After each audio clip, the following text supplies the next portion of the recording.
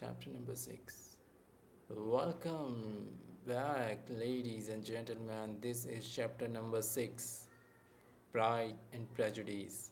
Let's begin. The ladies of Longbourn soon waited on those of Netherfield. The visit was soon returned in due form.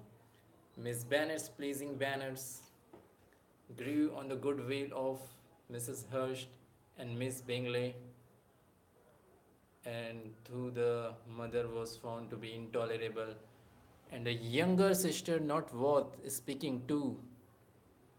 A wish of being better acquainted with them was expressed towards the two old eldest by Jane. This attention was received with the greatest pleasure, but Elizabeth still saw superciliousness in their treatment of everybody, hardly excepting even her sister, and could not like them to their kindness to Jane, such as it was, had a value as arising in all probability from the influence of their brother's admiration. It was generally evidence whenever they met that he did admire her, and to her it was equally evident that Jane was yielding to the preferences which she had begun to entertain for him from the first, and was in a way to be very much in love. But she considered with pleasure that it was not likely to be discovered by the world in general, since Jane united with great strength of feeling, a composure of temper, and a uniform cheerfulness of manner which would guard her from the suspicious of the impertinent. She mentioned this to her friend Miss Lucas.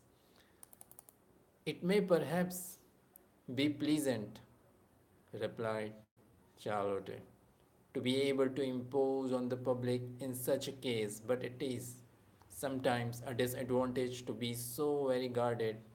If a woman can conceals her affection with the same skill from the object of it, she may lose the opportunity of fixing him, and it will then be but poor consolation to believe the world equally in the dark. There is so much of gratitude or vanity in almost every attachment that it is not safe to leave any of itself, any to itself. We can all begin freely.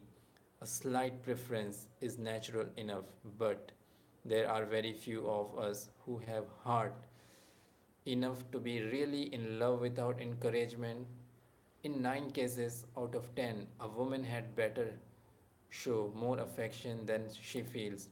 Bingley likes your sister undoubtedly, but he may never do more than like her if she does not help him, but she does help him on as much as her nature will allow. If I can perceive the regards for him, he must be a simpleton indeed not to discover it. To remember, Elijah, that he does not know Jane's disposition as you do. But if a woman is partial to a man and does not endeavor to conceal it, he must find it out.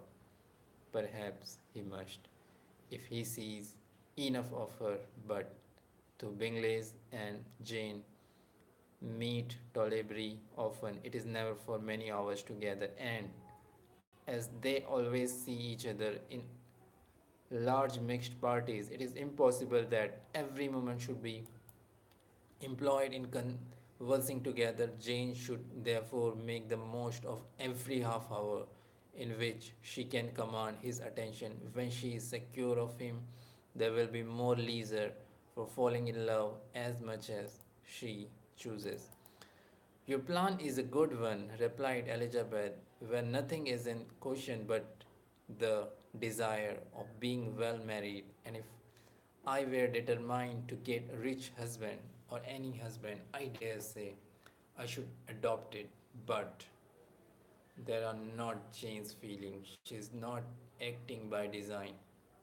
As yet, she cannot even be certain of the degree of her own regard, nor of its reasonableness. She has known him only a fortnight. She danced 4 dances with him at Meriton. She saw him one morning at his own house and has since dined with him in company 4 times. This is not quite enough to make her understand his character. This is not quite enough to make her understand his character, not as you represented. Had she merely dined with him, she might only have discovered whether he had a good appetite. But you must remember that 4 evenings have also been spent together, and 4 evenings may do a great deal. Yes, these 4 evenings have enabled them to ascertain that they both like winged and butter better than commerce. But with respect to any other leading characteristic, I do not imagine that much has been unfolded. Well said, Charlotte.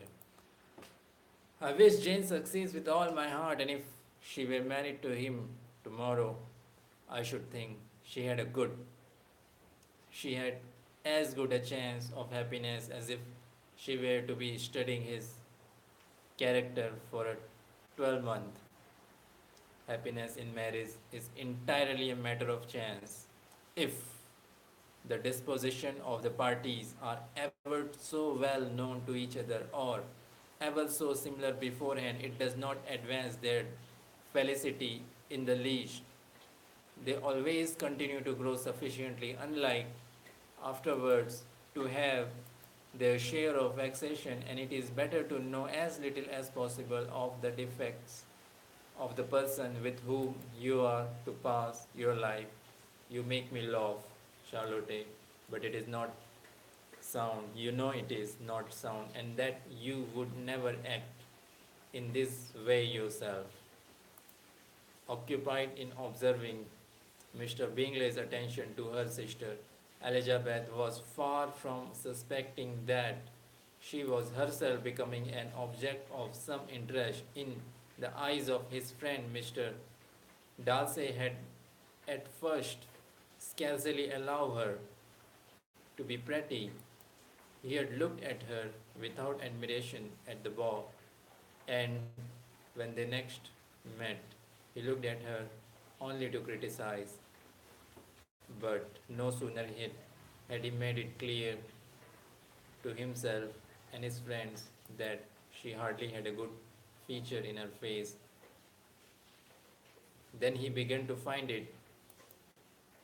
Then he began to find it was rendered uncommonly intelligent by the beautiful expression of her dark eyes. To this discovery succeeded some other equally mortifying, too, though he had detected with a critical eye more than one failure of perfect symmetry in her form.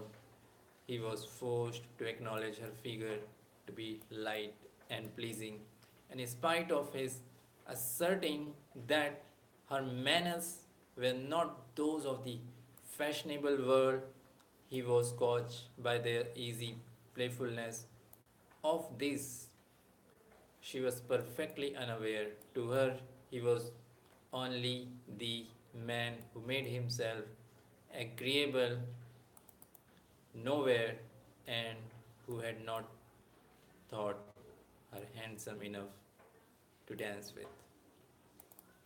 He began to wish to know more of her, and as I stepped towards conversing with her himself, attended to her conversation with others, his doing so drew her notice. It was at Sir William Lucas, where a large party were assembled.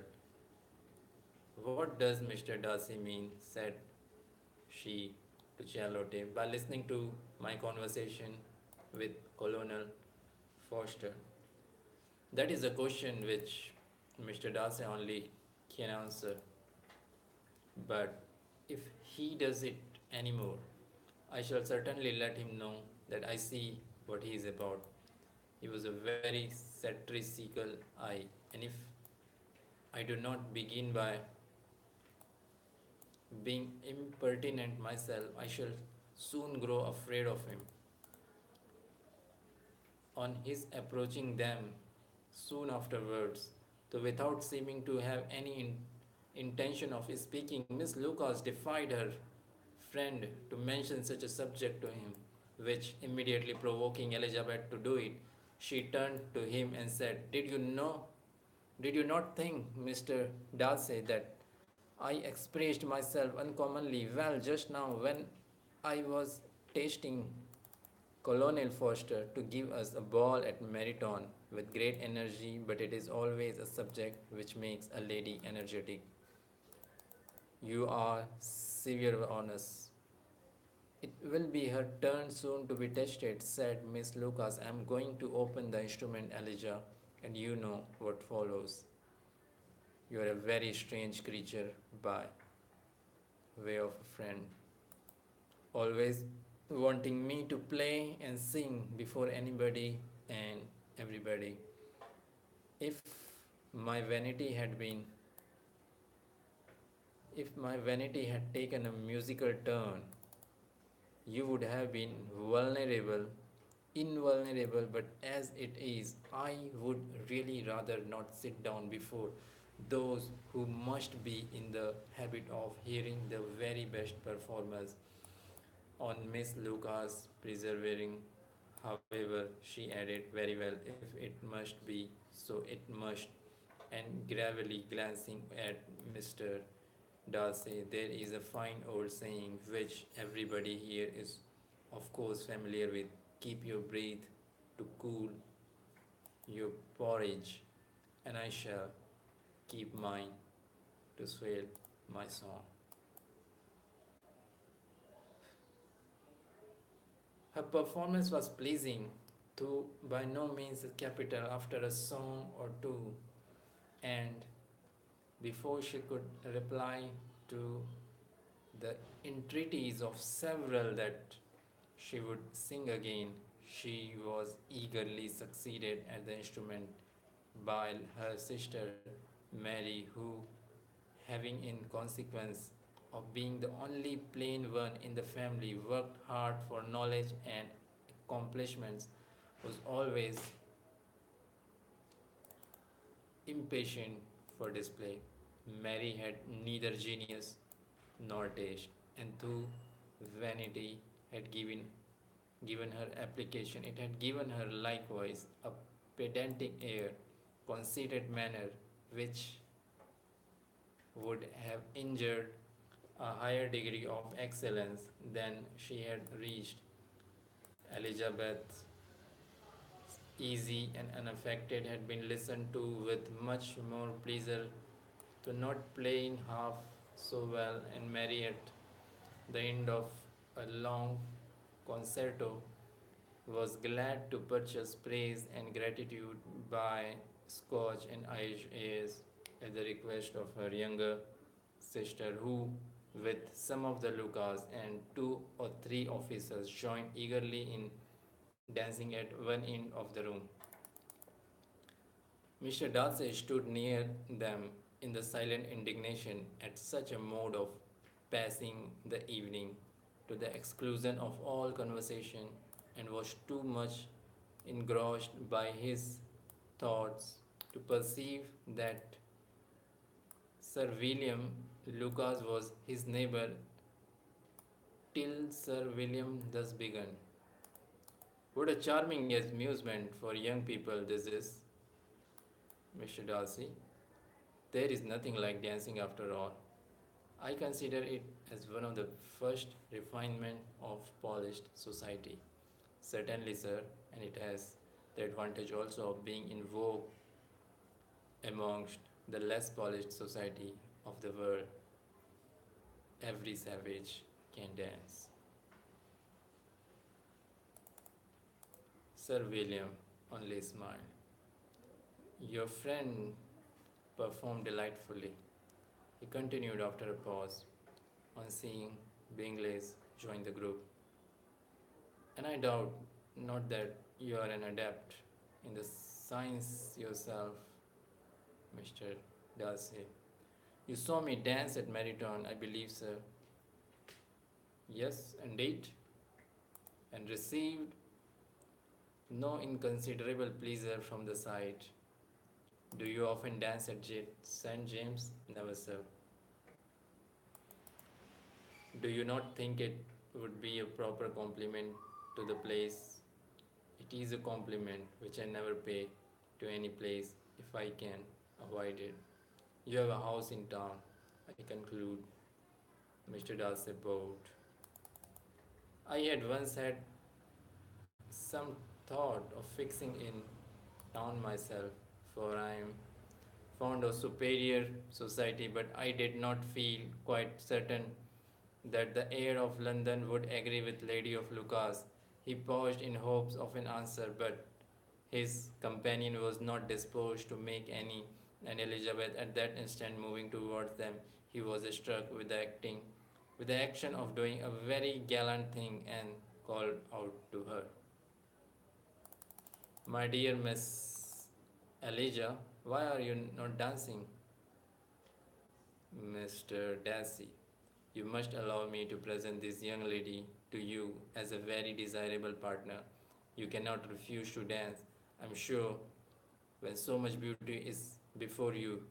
And taking her hand, he would have given it to Mr. Darcy, who, thought extremely surprised, was not unwilling to receive it, when she instantly drew back and said, with some discomposure, to Sir William, "Indeed, sir, I have not the least intention of dancing. I entreat you not to suppose that I moved this way in order to beg for a partner." Mr. Darcy, with grave propriety, requested to be allowed the honour of her hand, but in vain. Elizabeth was determined, nor did Sir William at all shake her purpose by his attempt at persuasion. "You excel so much in the dance, Miss Elijah, that it is cruel to deny me the happiness of seeing you. And though this gentleman dislike the amusement in general, he can have no objection, I am sure, to oblige us for 1/2 hour." "Mr. Darcy is all politeness," said Elizabeth, smiling. "He is indeed, but considering the inducement, my dear Miss Elijah, we cannot wonder at his complaisance, for who would object to such a partner?" Elizabeth looked archly and turned away. Her resistance had not injured her with gentlemen, and he was thinking of her with some complacency when thus accosted by Miss Bingley's. "I can guess the subject of your reverie." "I can guess the subject of your reverie." "I should imagine not. You're considering how insupportable it would be to pass many evening in this summer in the manner in such society, and indeed I am quite of your opinion. I was never more annoyed. The insipidity, the insipidity, the insipidity, and yet the noise, the nothingness, and yet the self-importance of all those people. What would I give to hear your strictures on them?" "Your conjecture is totally wrong, I assure you. My mind was more agreeably engaged. I have been meditating on the very great pleasure which a pair of fine eyes in the face of the pretty woman can bestow." Miss Bingley immediately fixed her eyes on his face and desired he would tell her what lady had the credit of inspiring such reflection. Mr. Darcy replied with great intrepidity, "Miss Elizabeth Bennet." Miss Elizabeth Bennet repeated, "Miss Bingley."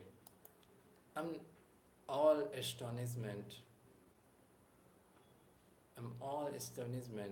How long has she been such a favorite? And pray, when am I to wish you joy? What is exactly the question which I expected you to ask? A lady's imagination is very rapid.